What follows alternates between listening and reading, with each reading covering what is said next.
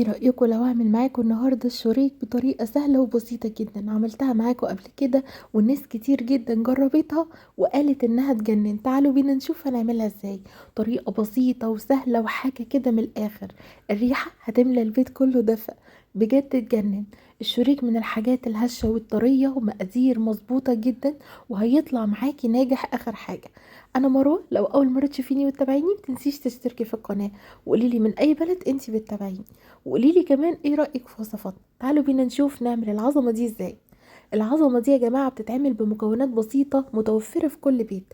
هحتاج كوبايتين من المية الدافية، معلقتين كبيرة خميرة فورية، وكمان كوباية من السكر،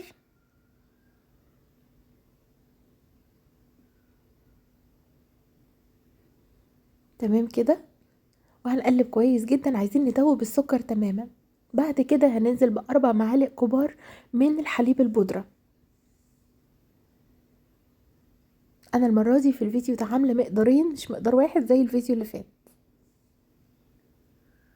هنزل كمان ببيضة وهقلب كويس جدا. حطيت كيس من الفانيليا. المقدار الواحد بياخد بيضة واحدة، انا عشان عاملة مقدارين فزودت بيضتين، تمام كده. ضفت كمان 6 كوبايات من دقيق المنخول. واهم حاجة ان احنا ننخله كويس جدا، دقيق متعدد الاغراض. هنخله كويس جدا وعليه رشة ملح صغننة قوي، وابتدي ان انا اعجن العجين بتاعي. هتحس انه بيلزق شوية، ما تقلقوش خالص. هنبدأ ان احنا بقى نحضر يعني حوالي كوباية الا ربع كده من الزبدة بدرجة حرارة الغرفة. بما ان الجو برد فانا عملتها شوية على النار وسبتها تهدى تماما، مش عايزاها سخنة. ونزلت بيها تعجني بقى، بصي ما ترحميهاش وتسيبيها تختمر. انا سبتها تقريبا ساعة الا ربع. هبتدي ان انا اطلع العجين بتاعي والمه بالشكل ده. نقطة زيت بس عشان اعرف اتعامل معاه لانه بيلزق شوية زي ما قلت لكم. ودي النتيجة الناجحة للعجينة بتاعتنا.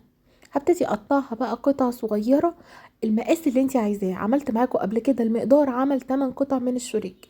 المرة دي انا عملت مقدارين ب25 قطعة، تمام. المقاس ده بتاعك انت، يعني انا عملت الشريك المرة دي صغنن شوية.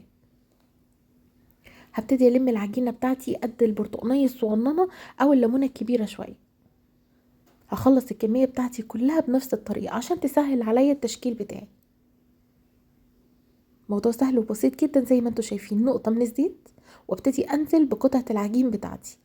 بصوا هنتعامل كأننا بنعمل عيش فينو بالظبط، يعني هبتدي ان انا افردها وبططها بالشكل ده واتنيها بصباعي زي ما انتوا شايفين واعملها رول.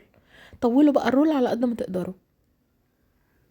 هبتدي بقى ان انا الفه من ناحية واحدة وتلفوا بقى عليه بالشكل ده زي ما انتوا شايفين كده بالظبط. دي الطريقة المعتادة للشريط. نعمل واحدة تانية مع بعض ونشوف بتتعمل ازاي. هفردها بالشكل ده وابتدي ان انا انزل بيها رول زي ما انتوا شايفين كده بالظبط. هيتفرد معاكي بكل سهولة. ده بيكون شكله. اهم حاجة تضغطي اول طبقة بالطريقة دي. هتلفي رول وبعدين تلفيها فوق بعضها زي الحلزونة كده، تمام. ده بيكون شكلها بالظبط. هحطها في صواني مش مدهونة اي حاجة خالص.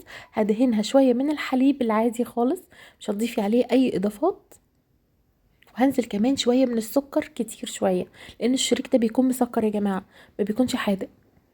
دخل الفرن في الرف الاوسط، اخدت تقريبا ربع ساعة بالظبط وطلعت على درجة حرارة 200 تجنن. اول ما بتطلع وهي سخنة كده بدهنها بشربات تقيل او بعسل نحل المتوفر عندك. انا دهنت بعسل نحل الصراحة، كانش متوفر عندي شربات. تجنن الريحة ما اقولكوش، والطعم بص ولا اروع من كده. هشة وقطنية وخطيرة، وبجد في دقايق بالظبط بتحضريها. بتعملي حاجة حلوة للفطار او للغدا بطريقة سهلة جدا.